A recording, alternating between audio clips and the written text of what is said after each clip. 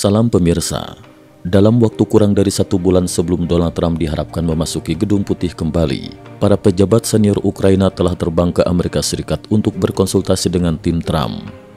Tujuan utama pertemuan ini adalah menyelesaikan perbedaan terkait akhir dari perjanjian perang antara Rusia dan Ukraina, sebuah langkah yang dianggap krusial untuk menciptakan perdamaian yang berkelanjutan di kawasan tersebut.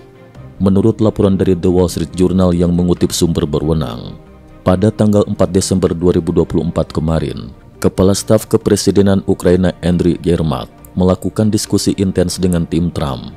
Pertemuan tersebut melibatkan Wakil Presiden James David Vance, Kepala Staf Gedung Putih Susie Wiles, Penasehat Keamanan Nasional Mike Waltz, serta utusan Rusia Ukraina Kate Kellogg.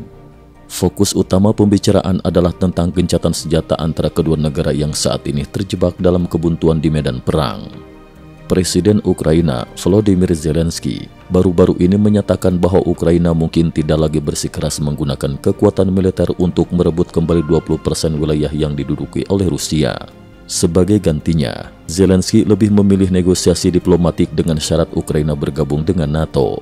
Namun perbedaan pendapat mengenai keanggotaan ini menjadi salah satu hambatan utama antara Kiev dan tim Trump yang menunjukkan sikap reservasi terhadap langkah tersebut. Sumber-sumber dalam pemerintahan Ukraina mengungkapkan bahwa mereka menginginkan perdamaian yang stabil dan berkelanjutan, sementara perdamaian sementara tidak sejalan dengan kepentingan kedua negara. Pada tanggal 3 Desember 2024, Menteri Luar Negeri Ukraina mengirim surat terbuka kepada 32 anggota NATO, menegaskan bahwa Ukraina tidak menerima jaminan keamanan di luar aliansi tersebut. Hal ini menambah kompleksitas negosiasi antara Kiev dan Washington. Kekhawatiran mengenai kemungkinan Trump menghentikan bantuan militer kepada Ukraina terus meningkat. Kate Kellogg, utusan Rusia Ukraina yang baru diangkat oleh Trump, menyatakan bahwa ia menyarankan penangguhan bantuan militer sebagai alat tawar untuk memaksa Ukraina kembali ke meja perundingan. Namun setelah pemerintahan Biden mempercepat dan memperluas bantuan militer kepada Ukraina, Kate Kellogg menambahkan bahwa langkah Biden ini justru memberikan posisi tawar yang lebih kuat bagi Trump dalam negosiasi dengan Rusia. Analis kriminal dari Organisasi Krisis Internasional Ukraina menyatakan bahwa pemerintah Ukraina percaya mereka memiliki peluang besar untuk bergabung dengan NATO dalam negosiasi gencatan senjata. Oleh karena itu, Kiev tetap bersikeras pada posisi tersebut. Kiev juga menyatakan ketidakpuasan terhadap pemerintahan Biden saat ini dan melihat pemerintahan Trump sebagai harapan baru yang dapat mengubah status quo dan mungkin segera mengakhiri konflik setelah Trump menjabat. Sementara itu, pasukan Presiden Bashar al-Assad di Suriah terus mengalami kemunduran. Pasukan anti pemerintah berhasil merebut kota besar Aleppo dan menyerang ke selatan, menguasai kota Hama, kota kedua terbesar di Suriah.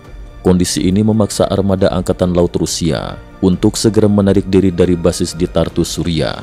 Tartus adalah basis Angkatan Laut paling penting Rusia di luar negeri, dan kehilangan basis ini akan menjadi pukulan berat bagi proyeksi kekuatan Rusia di wilayah Mediterania. Wartawan militer Amerika Serikat melaporkan bahwa jika Rusia kehilangan basis Angkatan Laut di Tartus, kemungkinan besar Moskow akan terpaksa menghentikan api di Ukraina.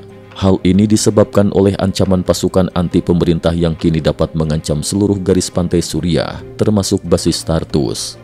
Pada 3 Desember 2024, kapal perang Rusia menarik diri dari 3 dermaga besar di pelabuhan basis Suriah dan berlayar ke Laut Mediterania. Situasi ini semakin mempersulit posisi Rusia, terutama setelah Turki memblokir akses Laut Hitam, menjadikan basis Tartus satu-satunya basis Angkatan Laut Rusia yang beroperasi di Laut Mediterania.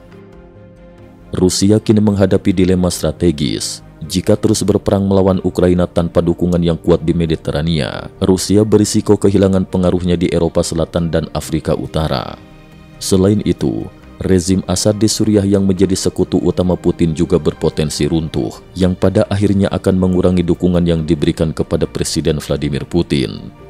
Dengan dinamika yang terus berkembang di medan perang dan negosiasi diplomatik, masa depan konflik Rusia-Ukraina semakin tidak menentu. Para pengamat internasional menantikan langkah-langkah selanjutnya dari kedua belah pihak, terutama dengan adanya perubahan potensial dalam kepemimpinan Amerika Serikat. Cukup sekian dulu, terima kasih atas perhatiannya. IT News juga memiliki channel di platform kancing.com. Mohon kunjungan dan bantu subscribe agar bisa mengikuti perkembangan dunia tanpa batas. Terima kasih. Link kancing ada di dalam description.